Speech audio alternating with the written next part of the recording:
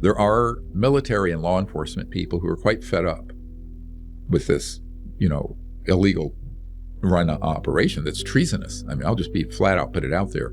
They are committing treason against the United States. When I tell you that this group are a bunch of sociopaths and psychopaths capable of this, people need to believe it, and not letting those guys get away with their agenda, because this is a 70-year long-term plan that they're coming to a head now, which can be, and you can be executed for that, as you know, by federal law. I think there are certain people who are not going to sit on their hands if the Congress just dithers for another 2, 3, 4 years. Because from a law enforcement point of view, we've been able to prove that these operations are already criminal enterprises.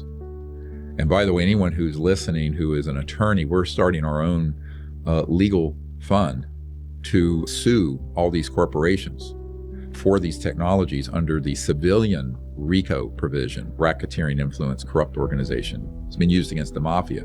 I always point out to people, this organization is the world's largest and deadliest mafia.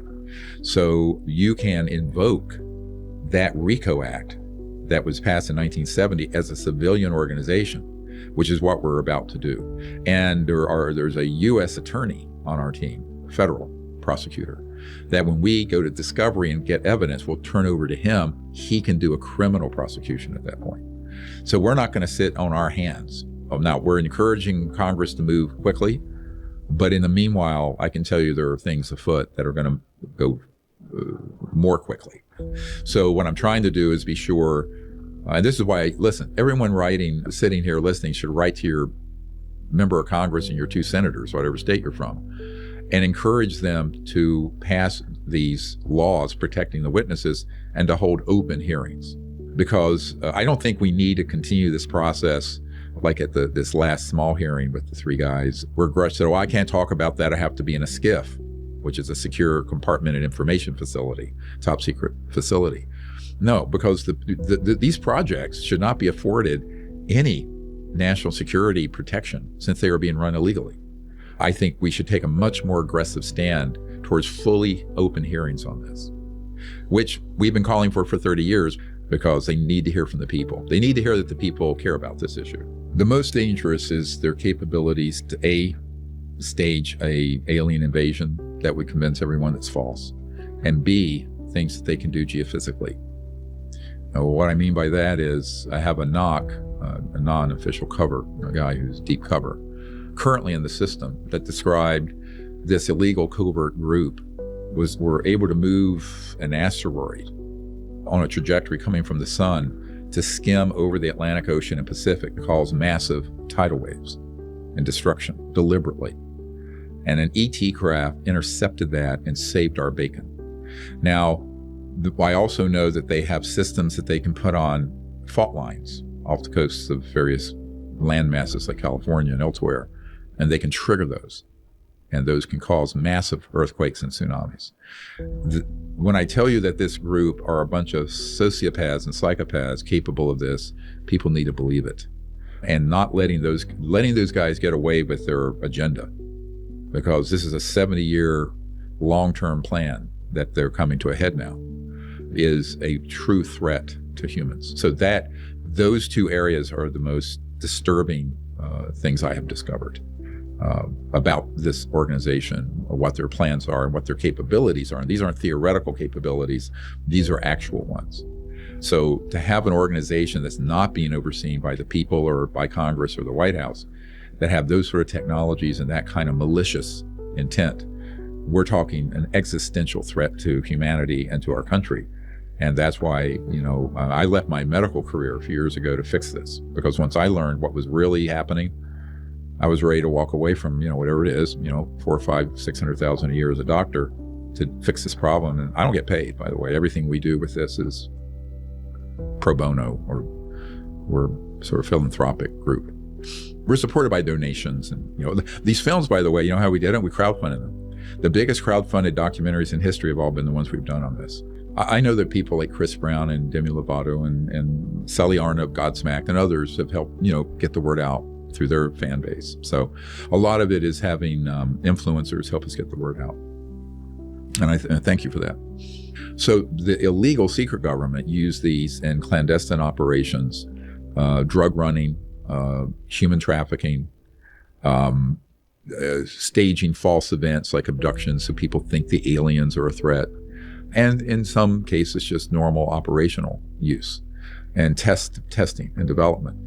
But they're not used in, if you were to contact the senior folks at the Pentagon, one of the comments that Admiral Wilson said, and also the man I briefed, who is the head of the director of the Defense Intelligence Agency, he's a 3-star General Hughes. He said, look, we can't get any information on this, but the problem is the best thing I have is a B-2 stealth bomber, and this secret government group have things that can do circles around it. So they said, what are we going to do? I said, well, you have to get these under control. Now, this is what I've been saying to everyone from the CIA director for Bill Clinton in 93 all the way through the 90s, and I'm still saying it to members of Congress. The good news is that the amnesty bill, if it passes, which after a 6-month period, all those operations would be considered criminal, then you could put law enforcement in place that goes in and seizes these craft and technologies and the bodies. Well, because they're wise enough to know that if they were to do such a thing, it would create panic and would also be portrayed by the spinmeisters as an alien invasion. See, it's a catch-22. If they were to do what you're suggesting, the public has already been brainwashed about there being a threat from aliens, which is completely not true. But you bring up a very good point. And this is one of the things I had this conversation with these members of Congress about in the last few months, is that any civilizations that is thousands to hundreds of thousands of years more advanced than we are, if they were hostile, they would just shut this whole enterprise down it'd take a fraction of a second. So this is a proof that they're not hostile. They're also very patient, and they don't want to do something that plays into this false narrative of this illegal secret government group.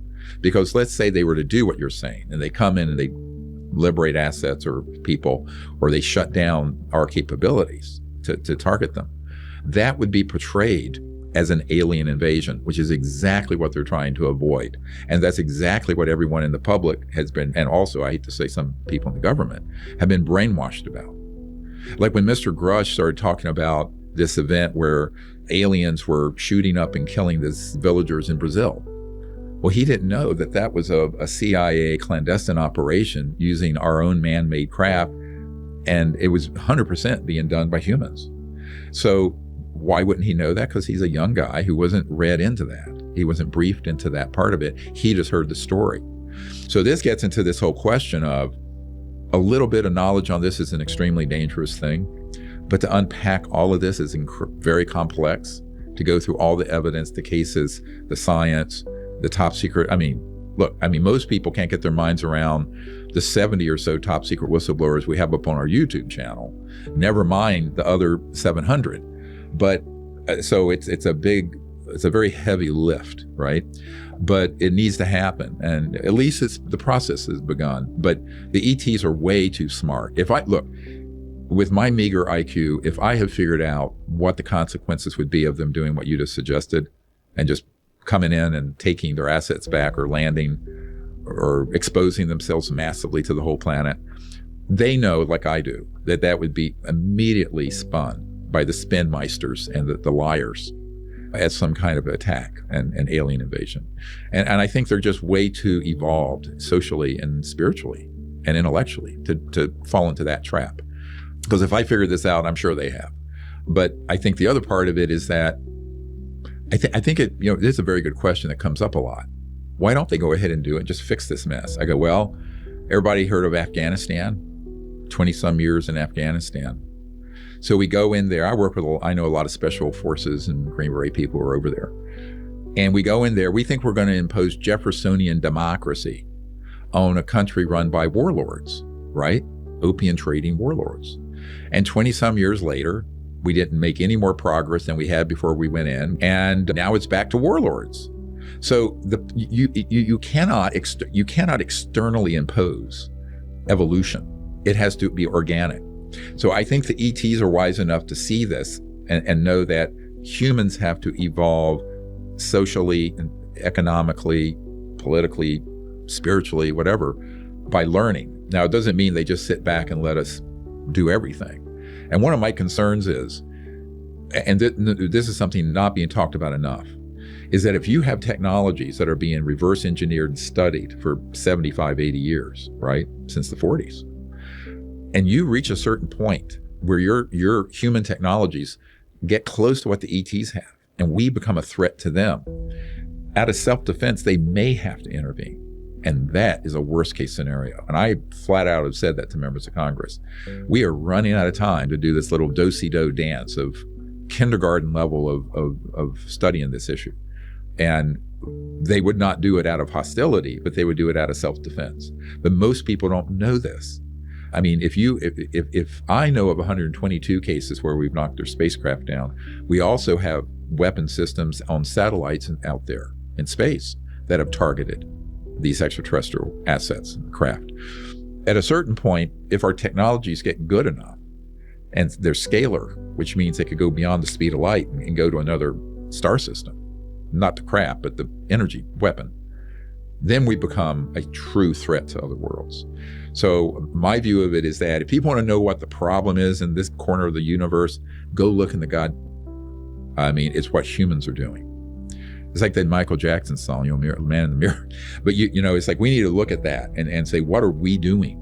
But the problem is most of the American public, and I would say most of the Congress still, don't know that those activities, that we have the technologies to be that kind of threat out there, these covert human illegal projects.